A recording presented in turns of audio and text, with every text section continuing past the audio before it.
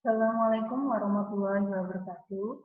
Puji syukur kehadiran Allah Subhanahu wa Ta'ala, bahwasanya kita hari ini dapat melakukan pembelajaran video YouTube dengan mata pelajaran IPS.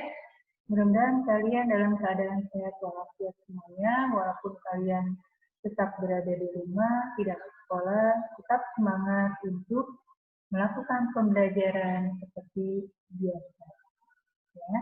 Hari ini akan Ibu sampaikan materi pembelajaran Ilmu Pengetahuan Sosial atau IPS dengan bab ke-1 masih interaksi antar ruang negara-negara ASEAN. Materi yang pertemuan ketiga ini tentang sumber daya manusia negara-negara ASEAN. Ya. Nah, sebelum ke materi yang selanjutnya, kita akan mengingat materi minggu kemarin ya tentang potensi sumber daya alam yang ada di negara-negara ASEAN. Siapa yang masih ingat dengan sumber daya alam yang ada di negara Indonesia dari segi pertaniannya? Nah, ini kalau dari segi pertaniannya bisa dilihat dari misalnya membuat beras, membuat bijian dan yang lainnya. Itu sumber daya alam yang ada di negara Indonesia. Ya. Kita lanjut yang berikutnya. Nah, sebelum ke materi potensi sumber daya alam, kalian harus mengetahui tujuan pembelajaran kita hari ini. Ya, tujuan pembelajaran kita hari ini ada 5 bagian. Yang pertama, siswa dapat menjelaskan potensi sumber daya alam negara-negara ASEAN. Ya, yang kedua, siswa dapat membaca dan mengamati kondisi potensi sumber daya alam di negara-negara ASEAN. Yang ketiga, siswa dapat mendeskripsikan tujuan, keadaan potensi sumber daya alam ASEAN secara kritis, inovatif, dan kreatif. Yang keempat, siswa dapat mengamati peta yang ada di ASEAN dari 10 negara ya yang kemarin dijelaskan. Nah, yang terakhir, siswa memiliki kemampuan leadership pada saat menyampaikan hasil diskusi di depan kelas. Ya, jadi kalian yang kelima ini memiliki sifat keberanian, kepercayaan diri pada saat kalian menjadi pemimpin menyampaikan hasil diskusi dari teman-teman kalian di depan kelas. Nah, ini nanti yang poin kelima ini pada saat nanti sudah bisa bertatap muka ke sekolah. Ya. Nah, kita lanjut ke materi yang kita sekarang. Kita lihat di sejarah perjalanan ASEAN dulu, ya. Kita lihat dari perjalanan sejarah ASEAN. Yang pertama, masyarakat ekonomi ASEAN adalah bentuk integrasi ekonomi ASEAN. Nah, artinya dalam masyarakat ekonomi ASEAN ini model adalah perdagangan. Dia melakukan perdagangan bebas untuk masyarakat ekonominya yang lebih tinggi. Ya, terus yang berikutnya, nah jika ASEAN ini diibaratkan satu negara, maka potensinya akan kekuatannya melebihi kekuatan dari negara atau Uni Eropa dan Amerika Utara. Nah, jadi kalau untuk masyarakat ekonomi, untuk ASEAN untuk lebih bagusnya lagi, dia biasanya melakukan perdagangan dari beberapa negara yang ada di negara ASEAN. Ya, jika negara ASEAN ini perdagangannya bagus, dia punya potensi kekuatan yang melebihi kekuatan Uni Eropa atau Amerika Utara. Ya, kalau perdagangannya atau masyarakat ekonomi ASEAN lebih bagus dan meningkat. Ya, ini Ibu kasih contoh pada tahun 2013 jumlah penduduk yang ada di negara Amerika dan Uni Eropa sekitar 600 juta jiwa. Ya, yang berikutnya kita lihat. Nah, di sini ada masyarakat ekonomi ASEAN. Nah, untuk mewujudkan masyarakat ekonomi ASEAN dalam suatu perdagangan, dia melakukan perdagangan bebas antara negara-negara anggota ASEAN. Nah, negara anggota ASEAN yang terdiri dari 10 negara ini, dia memperluas 4 negara. Nah, tidak mungkin kalau perdagangan bebas ini tidak menghasilkan ekonomi yang sangat membaik atau yang sangat meningkat. Karena dari 10 negara ini yang kalian lihat di sini, kalian bisa lihat ya, ada negara contohnya Myanmar, Thailand, Kamboja, Singapura, Indonesia, Malaysia, Vietnam, Laos, Filipina, dan Brunei Darussalam. Ini melakukan perdagangan bebas dan ada hubungan timbal balik antara negara yang satu dengan negara yang lain, melakukan perdagangan secara bersaing secara baik, itu akan memiliki dan bisa mempunyai ekonomi masyarakat yang membaik dan meningkat. Ya, karena dia melakukan perdagangan dari satu negara ke negara yang lain. Ada hubungan kerjasama atau timbal balik antara yang satu dengan yang lain. Nah, yang berikutnya, nah ini ada 4 pilar terbentuknya ASEAN atau perekonomian ASEAN dalam masyarakat di negara-negara ASEAN. Nah, kita lihat yang pertama.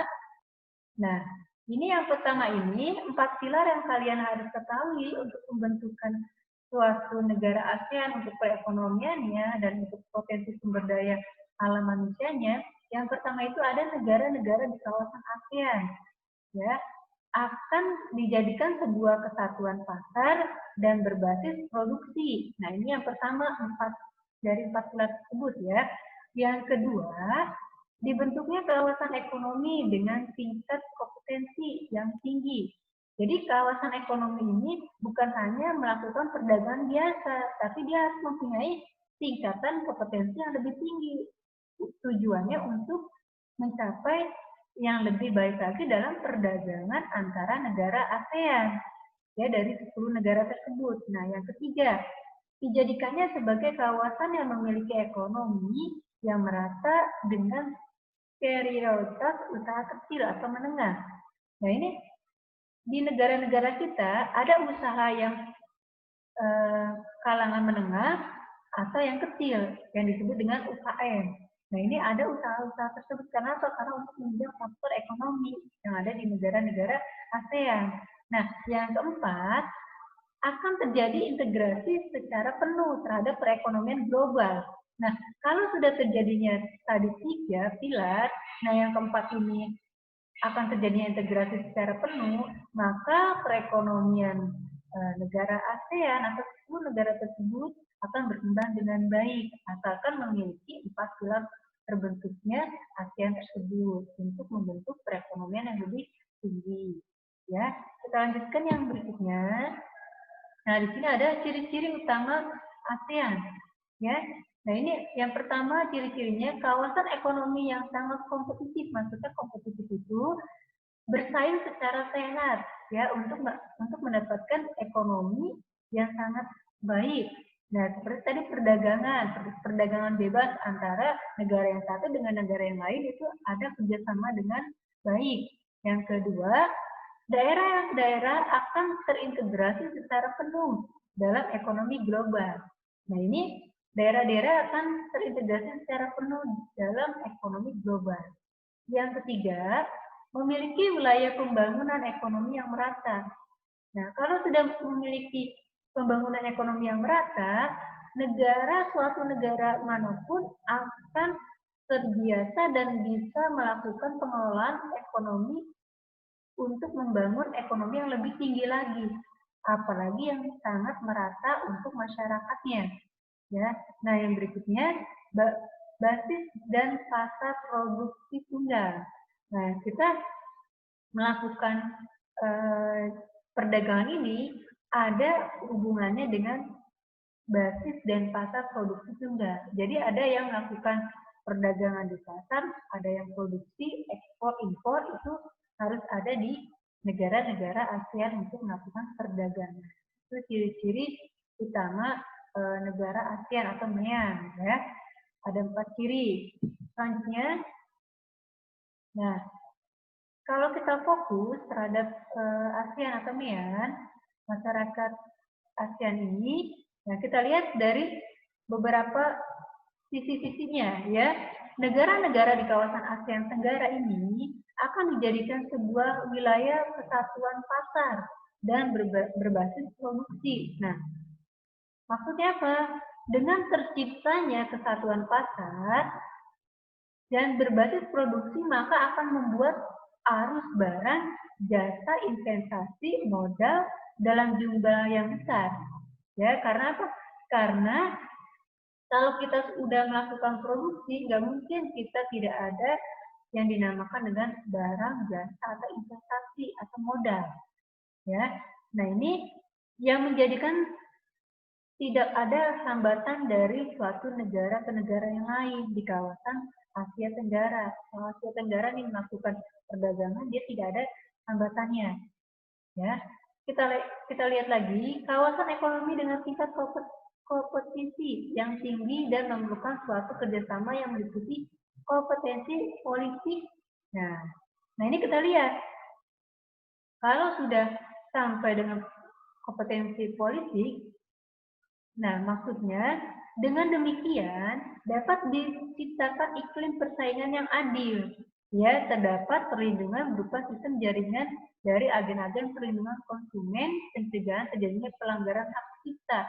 Jadi, kalau kita melakukan perdagangan antara negara untuk persaingan yang secara sehat atau secara adil, masing-masing memiliki barang yang sudah ada hak ciptanya. Jangan sampai kita memiliki barang tersebut, tapi itu bukan barang kita sendiri, tapi kita mengambil barang orang lain, atau hak ciptanya kita ambil, kita mengaku-ngaku menghasilkan barang tersebut, padahal itu bukan barang kita sendiri. Nah ini yang kedua. Ya, yang ketiga kita lihat kawasan yang memiliki perkembangan ekonomi yang merata dengan memprioritaskan usaha kecil, maksudnya di sini adalah kemampuan daya saing dan dinamisme UKM akan ditingkatkan dengan memfasilitasi akses yang mereka terhadap informasi terkini. Jadi bukan hanya pasar yang besar saja, pasar tradisional saja yang dipusatkan atau difokuskan atau dikasih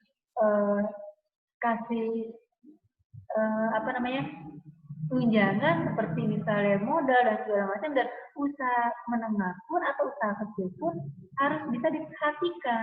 Karena apa? Karena untuk terjalinnya masyarakat perekonomian perdagangan yang sangat adil, gitu ya, bisa melihat kondisi pasar, pengembangan sumber daya manusia, ya dalam peningkatan kemampuan keuangan serta teknologi.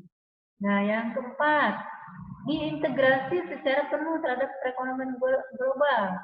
Nah, maksud di sini ditingkatkan partisipasi negara-negara di kawasan ASEAN pada jaringan pasokan global melalui pengembangan paket bantuan teknik kepada negara-negara ASEAN yang kurang berkembang untuk meningkatkan kemampuan industri produktivitas. Nah, maksud dari sini, jadi negara-negara yang kurang berkembang dan kurang maju itu ada bantuan dari negara-negara lain, tujuannya untuk integrasi secara penuh terhadap perekonomian global. Maksudnya perekonomian global itu perekonomian secara global di suatu negara ASEAN. Ya, jangan sampai negara yang satu ekonominya sudah pesat tinggi apa meningkat lebih tinggi, tapi negara yang satunya masih di bawah. Nah ini terjadinya seperti ini harus ada perekonomian global, ya, saling membantu antara negara yang satu dengan negara yang lainnya. Nah itu tadi kalau kita fokus dengan ASEAN untuk perekonomian atau perdagangan di ASEAN. Ya. Selanjutnya kita lihat negara-negara ASEAN harus mempersiapkan apa sih? Mempersiapkan sumber daya manusia. Nah, sumber daya manusianya apa saja?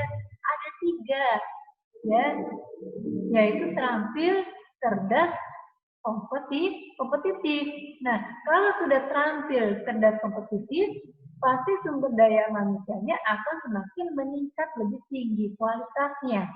Ya, tapi kalau dari 3 tersebut tidak ada terampil, tidak ada kecerdasan, kompetitif tidak ada, sumber daya manusianya akan melemah karena tidak ada yang 3 tadi yang terampil, cerdas, kompetitif. Itu yang harus dimiliki oleh sumber daya manusia. Iya, ya. Dan selanjutnya, nah ini profil sumber daya negara Indonesia. Contohnya ya, jika ASEAN diibaratkan menjadi satu negara, maka potensi kekuatannya melebihi kekuatan Uni Eropa. Yang tadi disebutkan, ini profilnya misalnya contohnya. Jadi, kalau suatu negara sama negara yang lain semakin kuat, nah potensi kekuatannya melebihi dari misalnya negara-negara yang sudah lebih berkembang lebih maju, seperti negara Eropa dan negara Amerika Utara.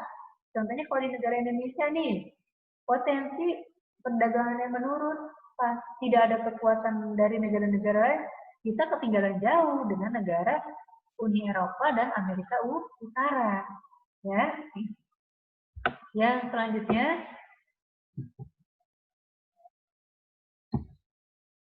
nah ini dilihat, ini contoh data waktu tahun 2014, profil sumber daya manusia yang ada di Indonesia, ya. Jadi tingkat yang belum pernah sekolah ada 4,53%, yang belum tamat SD ada 13%, yang sekolah dasar ada 28%, sekolah menengah pertama atau SMP 17,75%, sekolah menengah atas 16,2%.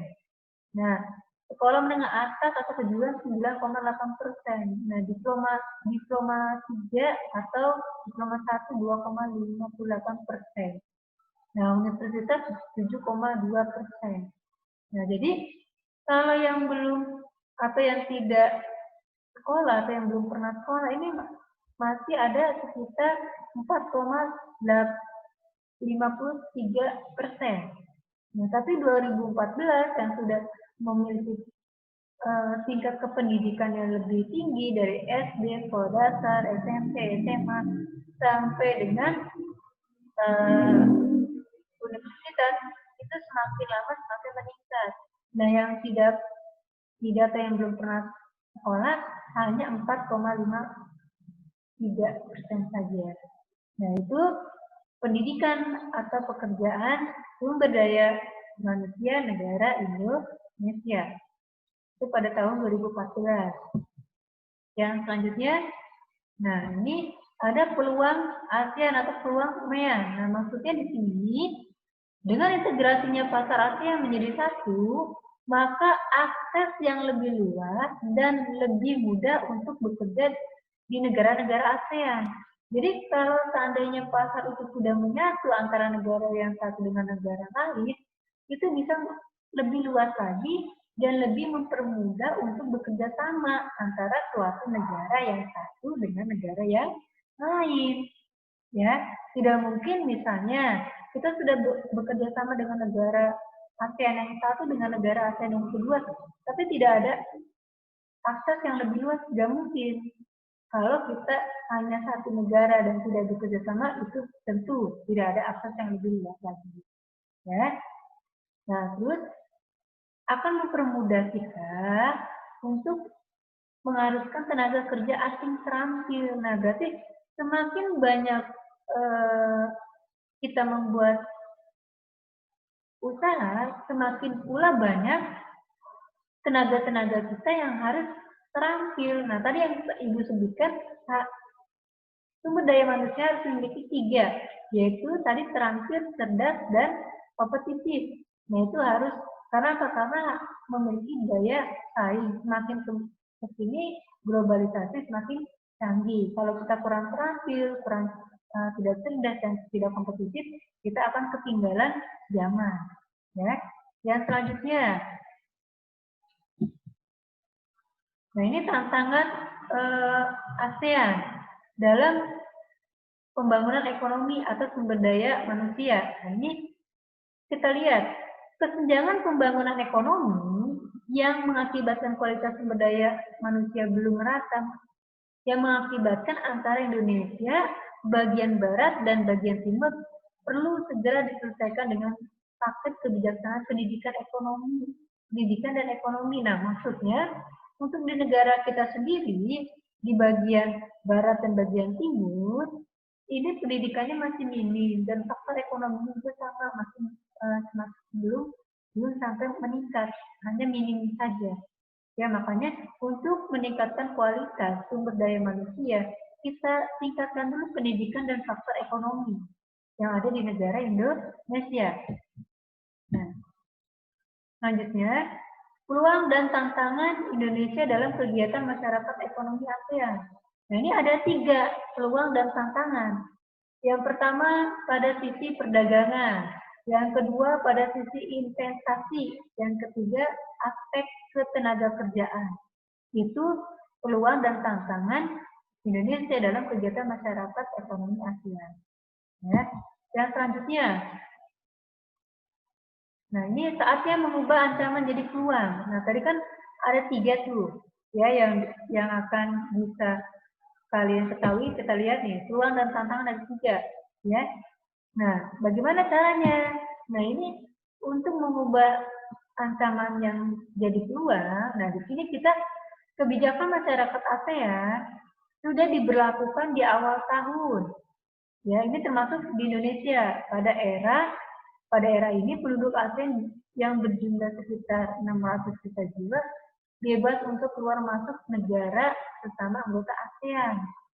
Nah, itu untuk menjadi peluang usaha, ya peluang masyarakat ekonomi ASEAN. Jangan sampai kita ada di negara yang satu, negara yang lain tidak boleh adanya kerjasama, ya. Nah, selanjutnya, nah ini contohnya ya, saatnya mengubah ancaman jadi peluang. Indonesia menduduki peringkat ke-37 dalam Global Competition Index dengan nilai skor total 4,5. Masih jauh tertinggal dibandingkan dengan Singapura. Nah, berada di urutan kedua Malaysia, urutan 18 Thailand. Nah, ini negara Indonesia sebenarnya masih tertinggal jauh dengan negara-negara Malaysia dan negara Thailand. Ya, selanjutnya, nah ini saatnya mengubah ancaman jadi peluang. Melihat kondisi ini, jelas kita harus berlari mengejar ketertinggalan. Ya, jangan sampai sumber daya manusia yang ada di Indonesia semakin menurun. Harusnya kita meningkatkan pembangunan ekonomi dan meningkatkan kualitas sumber daya manusia. Ya, jangan sampai kita hanya berdiam diri saja. Kita tinggal di negara Indonesia, tapi faktor ekonominya, sumber daya manusianya tidak mencapai yang kita inginkan, atau kita masih di bawah rata-rata. Ya, faktor ekonominya dan kualitas pendidikannya. Gitu, ya. Selanjutnya, nah ini ASEAN adalah kesempatan. Nah, dalam bidang sumber daya manusia dan tenaga kerja yang terampil adalah kesempatan untuk ekspansi jika seandainya pemerintah bisa menganggarkan anggaran dan berkolaborasi dengan masyarakat. Nah, jadi gini, kalau di negara kita ingin meningkatkan dan kualitas sumber daya manusianya atau tenaga kerjanya terampil, kita sebagai negara ASEAN harus siap menganggarkan anggaran untuk berkolaborasi. Jangan sampai kita ingin maju, tapi dari negara-negara ASEAN yang masing-masing tidak mau mengeluarkan anggaran. Ya, tujuannya untuk apa? Tujuannya untuk membuat program-program keterampilan yang produktif untuk meningkatkan sumber daya manusia. Jangan sampai sumber daya manusianya kita satu kurang produktif dan kurang terampil. Gitu, ya, untuk tahun 2020 selanjutnya. Ya.